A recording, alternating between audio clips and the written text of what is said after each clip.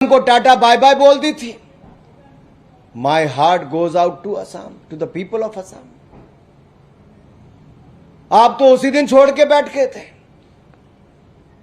आपके लिए देश का कोई टुकड़ा चला जाए आपको कोई फर्क नहीं पड़ता। अक्षय चिन्ह का एरिया चलेगा आपको तब भी कोई फर्क नहीं पड़ा।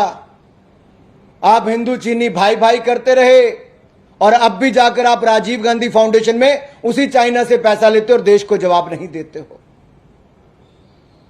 अब मैं 1966 की बात करता हूं। मिजोरम में किसने बॉम्ब फेंकवाए थे, किसकी दादी थी?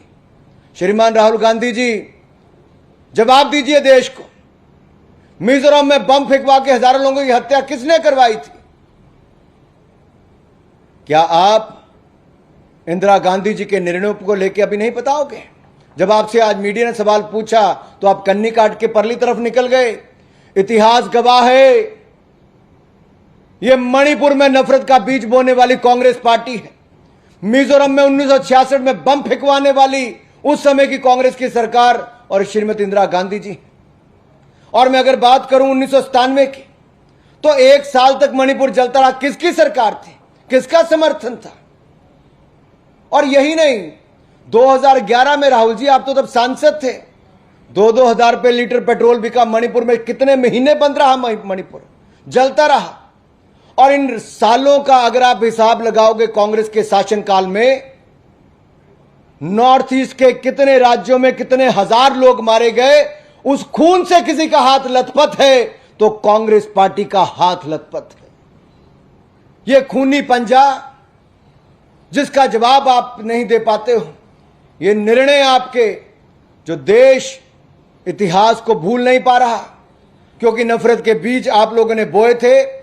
नॉर्थ ईस्ट बम बंद और ब्लास्ट के लिए ही जाना जाता था। बम बंद और ब्लास्ट के लिए नॉर्थ ईस्ट जाना जाता था कांग्रेस की सरकारों में। लुक ईस्ट पॉलिसी थी आपकी, देखते रहते थे। मोदी जी ने आके एक्ट ईस्ट पॉलिसी चलाई है। जितने पिछले 60 सालों में आपके प्रधानमंत्री जितनी बार नॉर्थ ईस्ट नहीं गए, उससे ज्यादा नरेंद्र मोदी जी नॉर्थ ईस्ट गए भी, नॉर्थ ईस्ट के विकास के लिए कदम भी उठाए। आपको तो 75 साल में कोई ऐसा नहीं आया जिसको भारत रत्न आप वहां से दे सकते थे। भारत सरकार नरेंद्र मोदी जी के नेतृत्व में भारत रत्न भी वहां पर देने का काम किया, पद्म श्री से लेकर पद्म विभूषण तक देने का काम किया। लेकिन आखिरकार आपको तो नफरत के बीज बोने की आदत है, राजनीतिक लाभ उठाना है। आपका हाल भी श्रीमान राहुल गांधी जी वैसा ही है जैसे बिन पानी मछली तड़पती है ना, आप भी बिन सत्ता के वैसे ही तड़प रहे हो। कुछ भी बोलते हो देश के खिलाफ, भारत माता के खिलाफ। इससे बड़ा दुर्भाग्य क्या होगा? और जब अमित भाई ने यहां पर बताया, गृह मंत्री जी ने, कि कैसे आजादी के बाद 2014 तक कोई फेंसिंग नॉर्थ ईस्ट में मणिपुर में नहीं की गई थी, पूरा बॉर्डर खुला होता था, 40 किलोमीटर तक अंदर आने देते थे। तब तो आपका कोई नेता वहां खड़ा होकर नहीं बोला।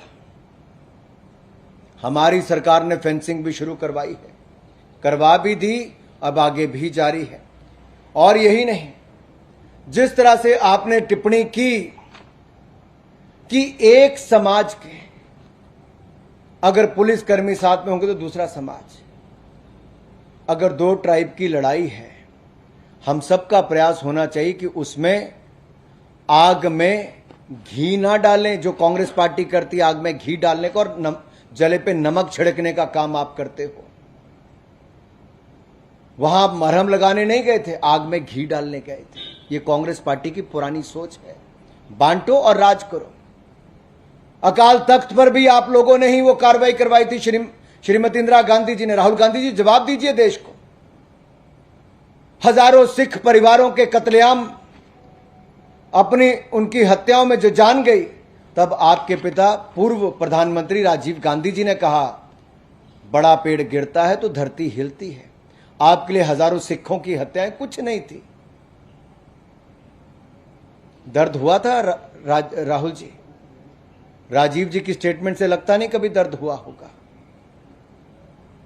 और मैं एक बात आपसे और कहना चाहता हूं, भारत सरकार ने हर वो कदम उठाया है जो शांति की दिशा में हो।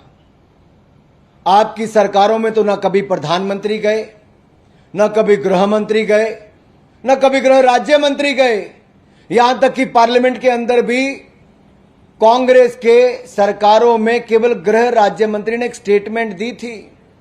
हम पहले दिन से प्रधानमंत्री जी ने कहा हम चर्चा के लिए तैयार हैं। गृह मंत्री जी ने पहले दिन से कहा और चिट्ठी लिखकर कहा आपके नेताओं को हम चर्चा के लिए तैयार हैं। कांग्रेस पार्टी चर्चा से क्यों भाग रही थी? कांग्रेस का काला इतिहास, कांग्रेस का खूनी पंजा ये देश के सामने नजर आता था कि कैसी इन्होंने सरकारें चलाई, हजारों लोगों की हत्याएं कैसे हुई, कैसे नॉर्थ ईस्ट को जलाते थे और अपनी राजनीतिक रोटियां सेंकते थे। आज शर्म आनी चाहिए राहुल गांधी जी आपको कि आप 13 बार लॉन्च होने के बाद भी फेल हो गए और फेलियर के बाद दूसरा फेलियर, और अब इस स्थिति में आप आकर खड़े हो गए कि भारत माता की हत्या की बात कर